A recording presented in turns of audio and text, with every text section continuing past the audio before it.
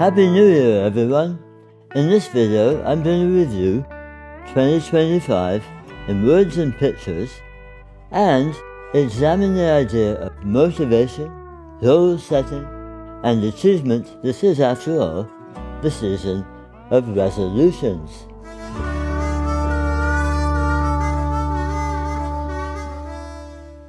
Hi, Ray here.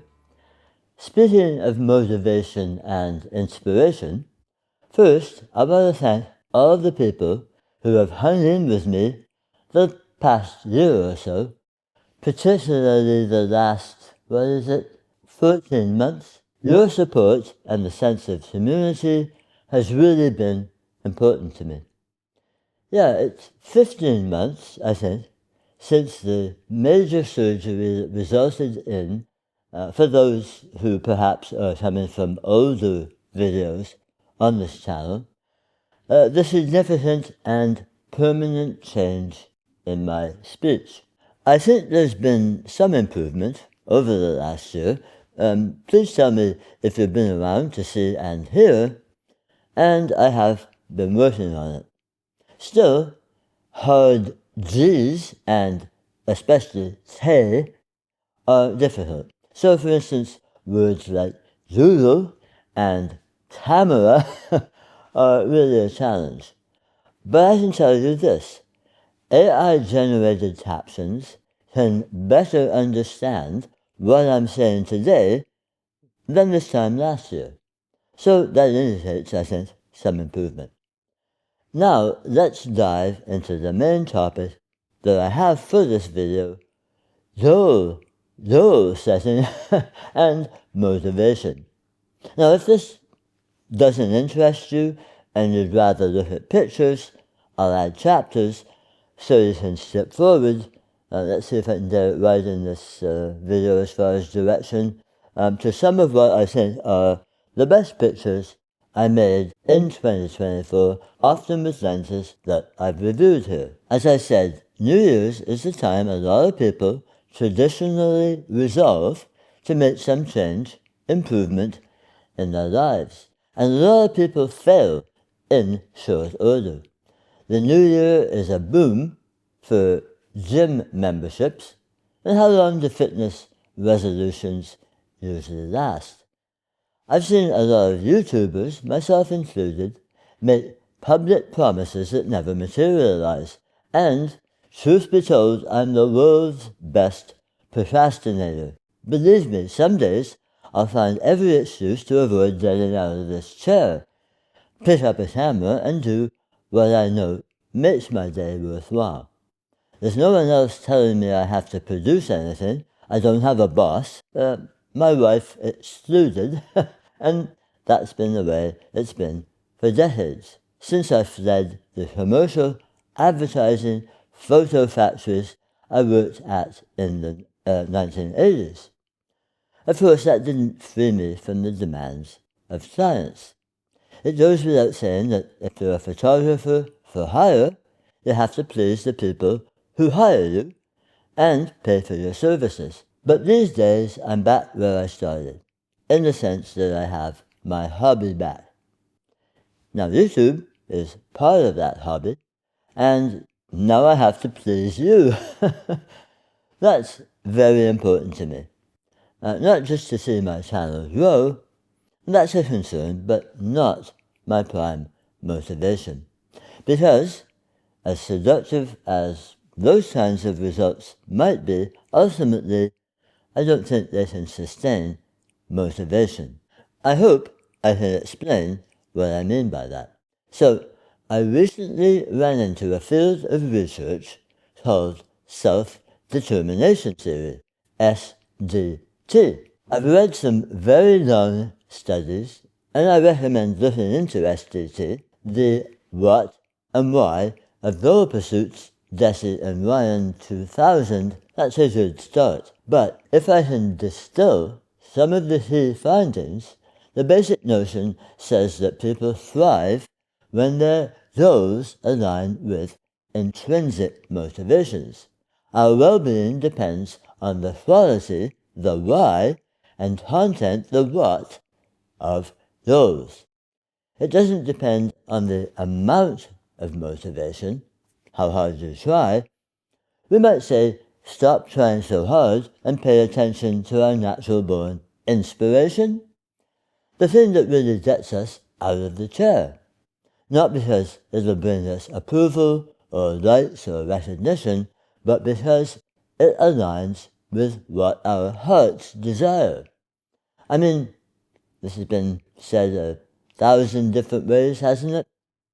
Basically, do what you love, what you really need, which is not, as the Rolling Stones wisely sang, always what you want. Do we listen to what our own better self is telling us? SDT stresses the importance of autonomy, competence, and relatedness in goal pursuit. I can say that's definitely what I've been trying to practice, with varying degrees of success and failure, my whole adult life. Autonomy has always played the biggest part, which is why I've spent my whole life working for myself, again with varying degrees of success and failure. But no one else to blame, and rather than getting fired in short order, finding out more immediately what works and what doesn't. The other piece of the SDT triangle, maybe it's something like the exposure triangle, is relatedness. And this is where the sense of belonging comes in. We are a tribal species, I think it's safe to say, even if some of us like to think of ourselves as outsiders. Now, if I can put these ideas together without wandering off topic, which seems to be my natural state, always too many plans and ideas elbowing for room in my brain. So I've made some notes here.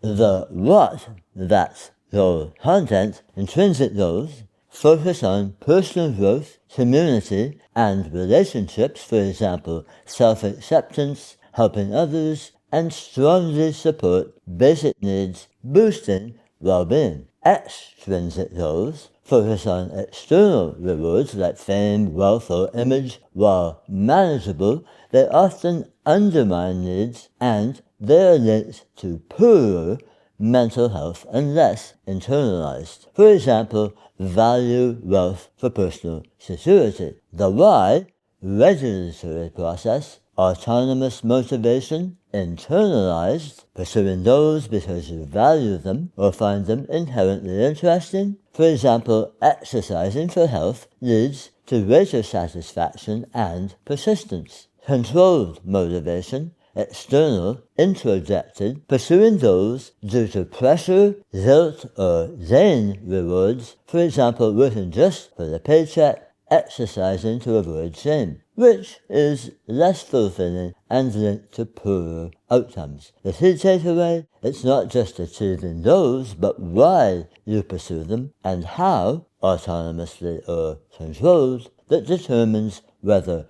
goal pursuit enhances or detracts from your psychological health and thriving, all centered on fulfilling needs for autonomy, competence, and relatedness. Success in goal striving is more likely when we're supported by empathetic and supporting people rather than controlling or directive people. And that, right there, is why I got the hell out of Toronto's advertising photography sweatshops and dove back into the more uncertain yet ultimately less psychologically damaging world of freelancing.